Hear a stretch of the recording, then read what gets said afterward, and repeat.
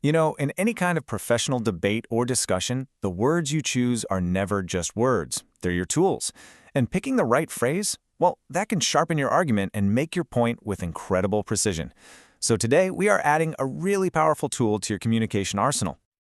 All right, so let's picture this. You're in a strategy meeting, maybe even a debate, and you need to talk about a company that isn't just a leader. I mean, they're an absolute titan, a company that basically controls its entire market.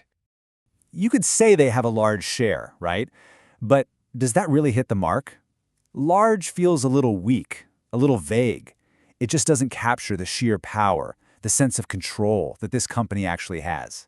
Nah, we need something stronger, something much more precise. And here it is. The phrase you're looking for is dominant share. It's clean, it's powerful, and it immediately tells everyone exactly what you mean. One company is so far ahead of the pack, they pretty much own the entire playground. Okay, so let's really dive into this. What does dominant share actually mean? And when is the right moment to pull this phrase out for maximum impact in a conversation? So at its core, the definition is right there in the name. We're talking about a share that is overwhelmingly large. And the keyword here isn't just large, it's dominating. That word implies the company's in a controlling position. They can influence prices, innovation, the whole competitive landscape. Now you're probably wondering, is there a magic number for this? Well, not exactly. But a pretty good rule of thumb is when a single company has captured 40 to 50% of the market, or maybe even more.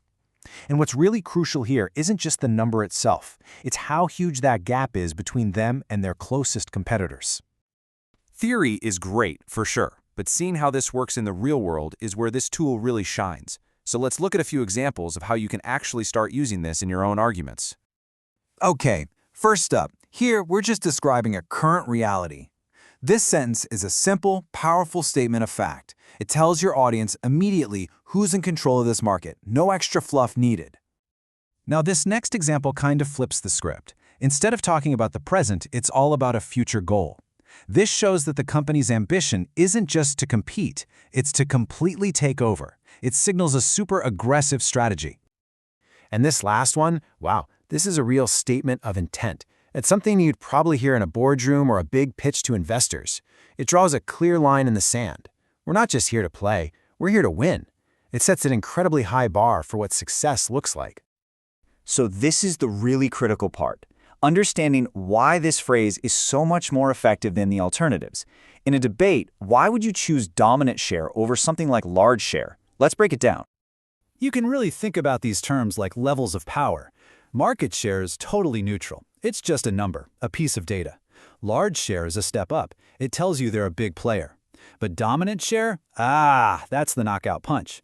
It communicates not just size, but overwhelming, controlling power. It's the language of a winner, plain and simple.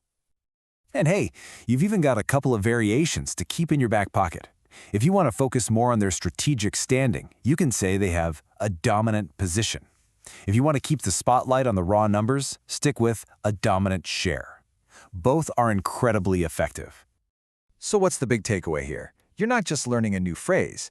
You're learning how to deploy a strategic communication tool that adds serious weight and clarity to your arguments. Think of it this way. You came here with a simple hammer, and now you're leaving with a precision-guided missile. You now have the ability to describe market power with the accuracy and the punch it really deserves. So I'll leave you with this question to chew on.